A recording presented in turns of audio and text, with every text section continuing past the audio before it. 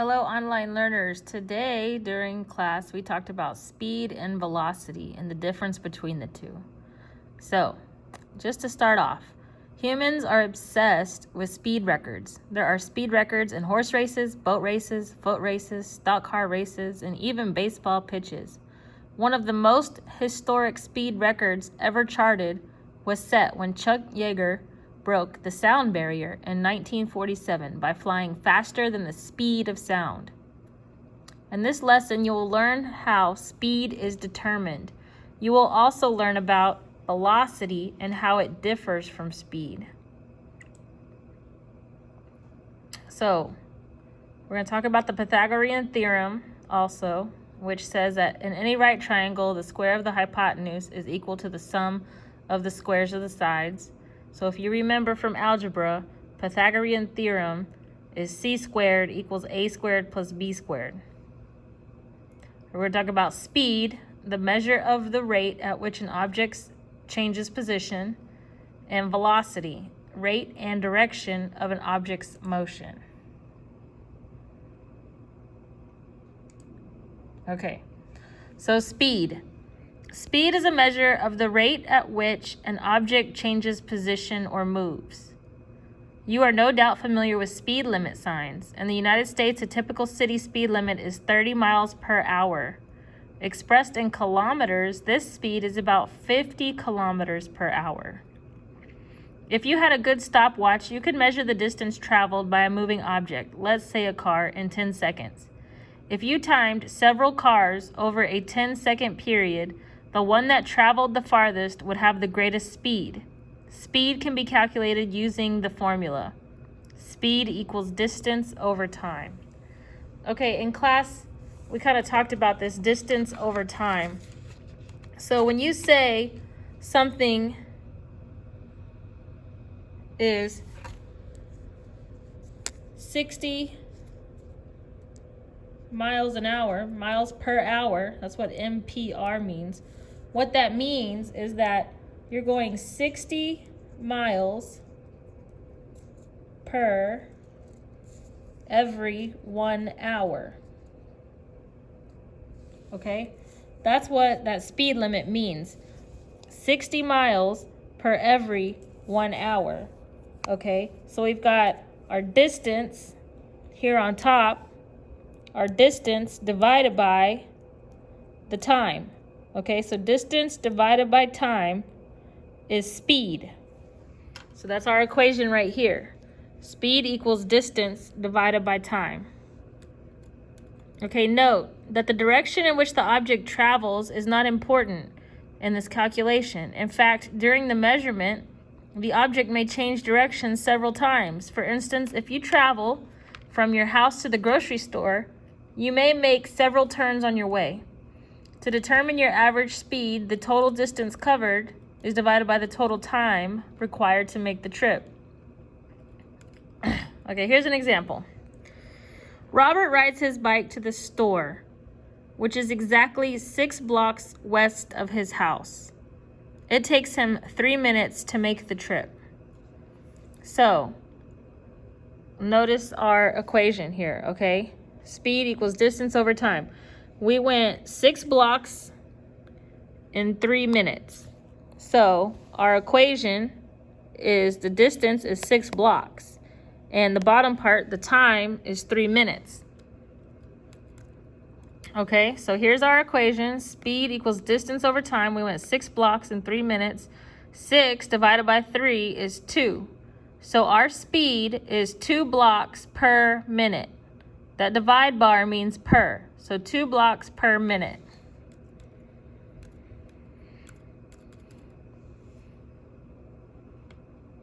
That was pretty easy, right? Speed is not that hard. Velocity is different than speed. Velocity is similar, but it includes a direction as well as a rate of movement. This is because velocity is a vector.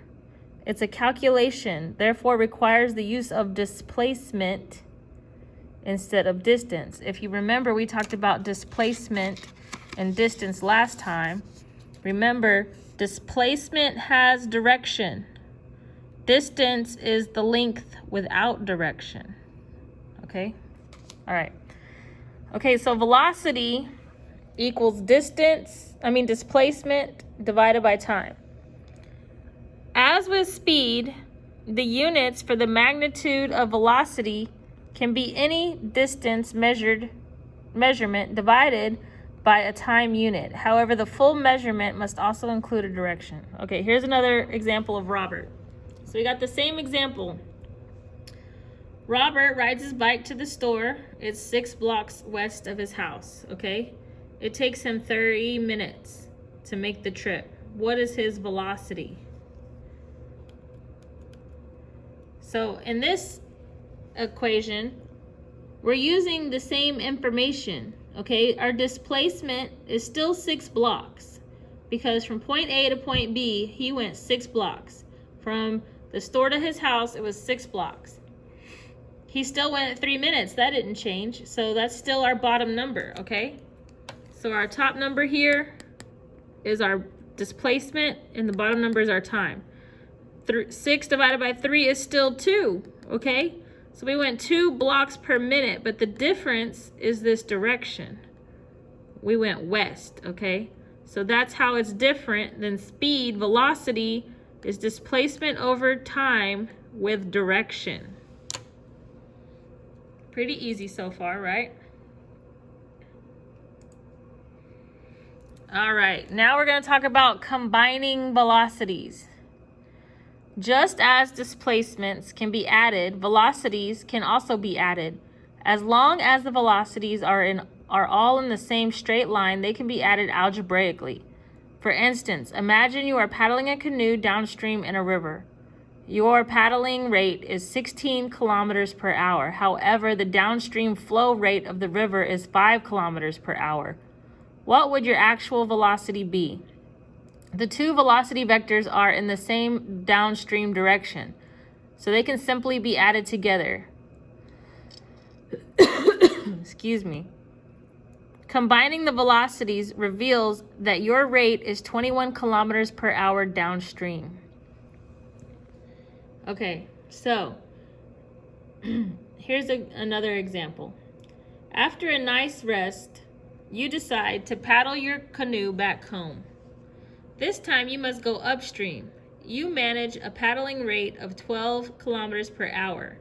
The river is still flowing at 5 kilometers per hour downstream. What is your actual velocity? Okay, so let's try to do this right here. Okay, so you're going upstream.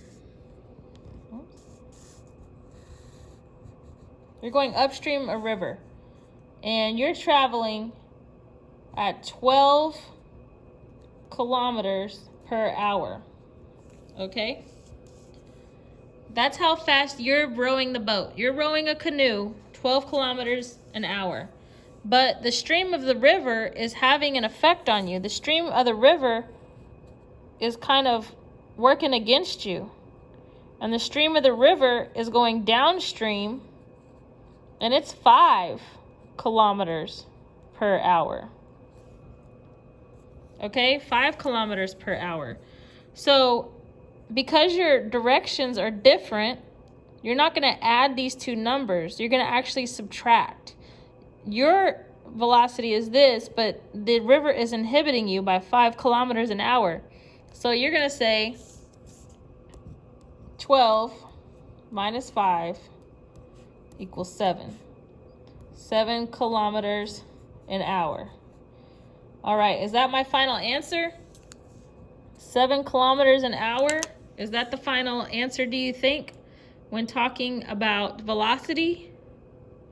No. If you said no, then that's correct. The answer is no, because velocity is also supposed to have direction.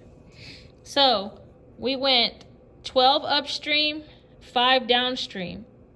12 upstream is the bigger number, so my direction is going to be upstream.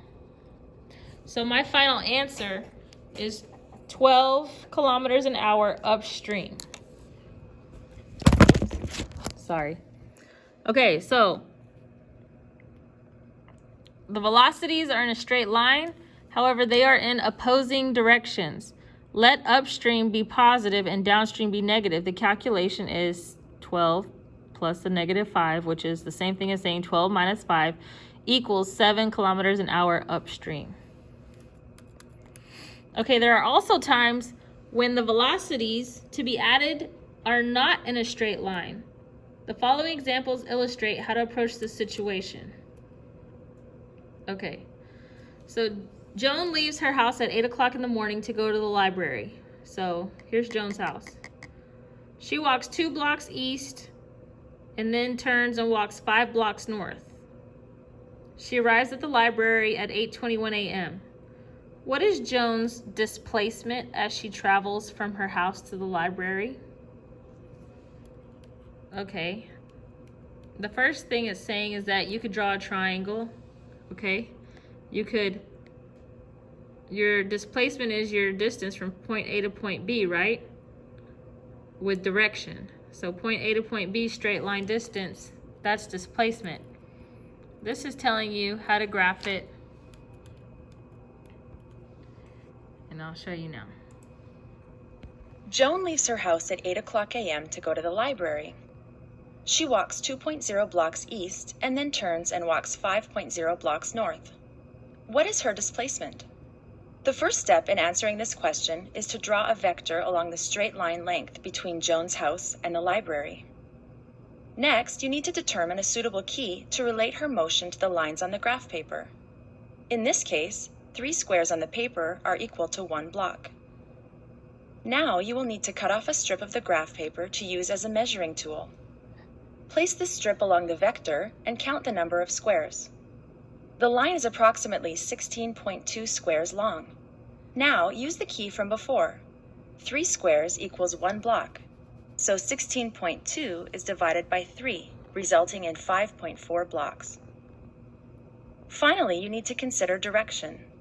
The direction of the displacement vector is toward the northeast.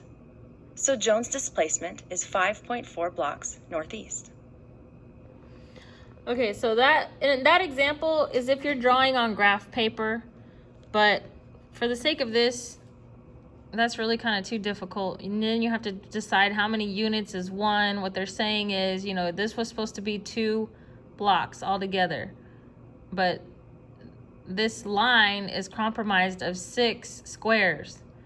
So they're saying each block in this line represents, or each square, 3 squares represent 1 block.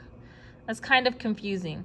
But what's easier is the Pythagorean theorem, okay? And that's something that we've learned in algebra. The Pythagorean theorem states that whenever you have a triangle, a right triangle with a 90-degree angle, then this side A squared plus side B squared is going to equal the side C squared. So Pythagorean theorem, any right triangle, the square of the hypotenuse is equal to the sum of the squares of the sides. So C squared equals A squared plus B squared. We still have a triangle, right? We still have the right triangle. This is the amount she walked 2 blocks this way to the east, and then she walked 5 blocks north, okay?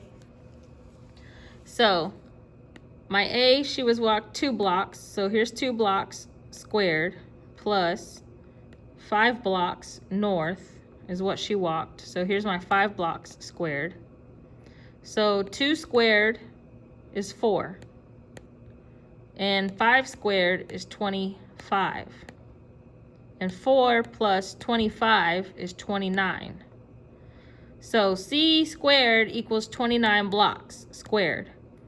But we just want to know what C is by itself. We don't want to know that C squared equals 29 blocks. That only tells me what C squared is. That doesn't tell me what C is. So I have to take the square root of C. So the square root of C equals the square root of 29.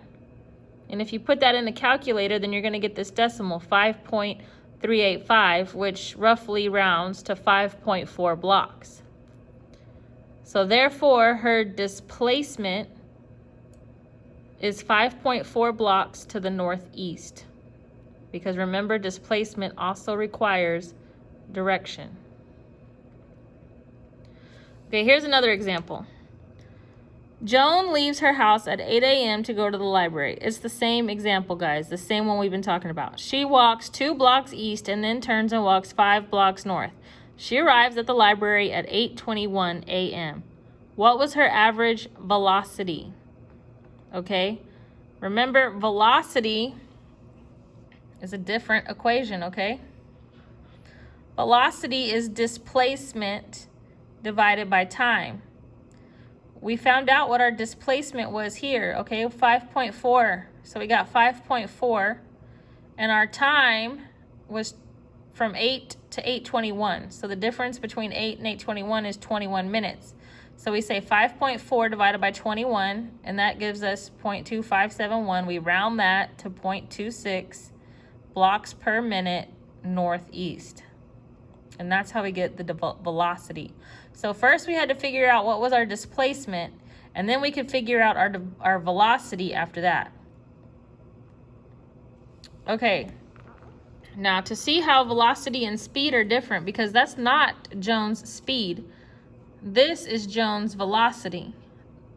If we were doing Joan's speed, all we'd have to do is divide the distance by the time. So speed is measured by the total distance covered and the time it took to travel that distance. Speed can be measured in any distant unit, even blocks, per any time unit.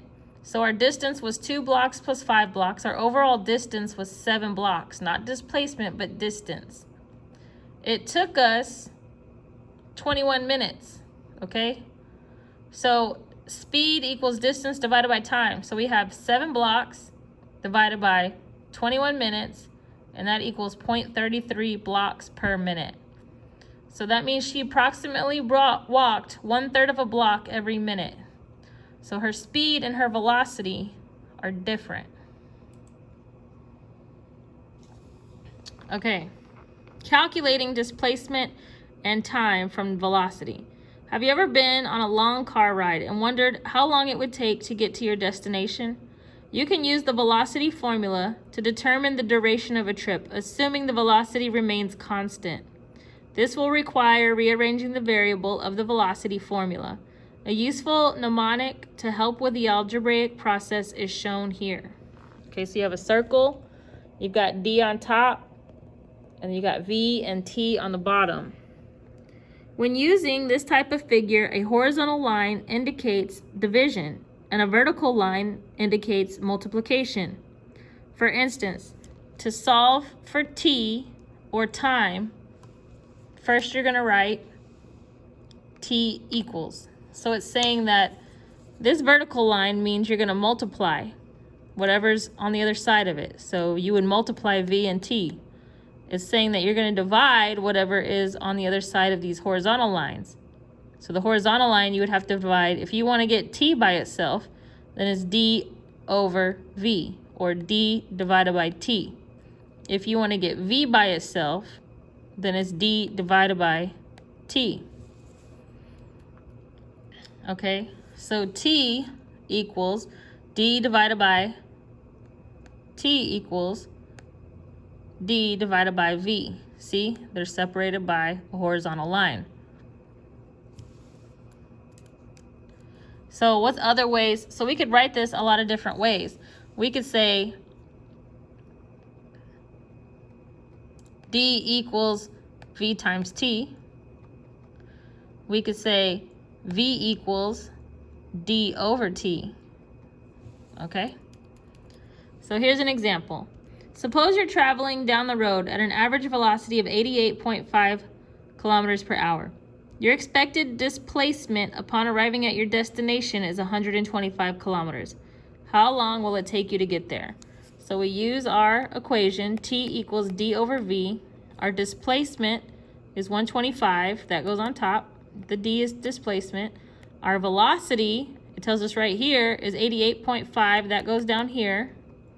So 125 divided by 88.5 is going to be 1.41, which rounds to 1.41 hours. And that's our time. Here's another example. The cheetah is the fastest land animal. It can run at a pace of 112 kilometers per hour for short distances. Suppose you are watching a cheetah in the distance. It sprints in a straight line at its maximum velocity for 0.0167 hours, which is 1 minute. What is the displacement of the cheetah? So, it gives you the pace, and it gives you the time. It wants you to find out what is the displacement. So when you want to get the d by itself, then it's d equals v times t. Okay? So the velocity was 112 kilometers per hour. So 112 times, these parentheses mean multiplication, times 0.0167 hours, which is what they told us right here. This was the hours they gave us, equals, so 112 times 0.0167 is 1.8704, which we round to 1.87 kilometers straight forward, okay? Remember, we have to have direction because we're talking about displacement.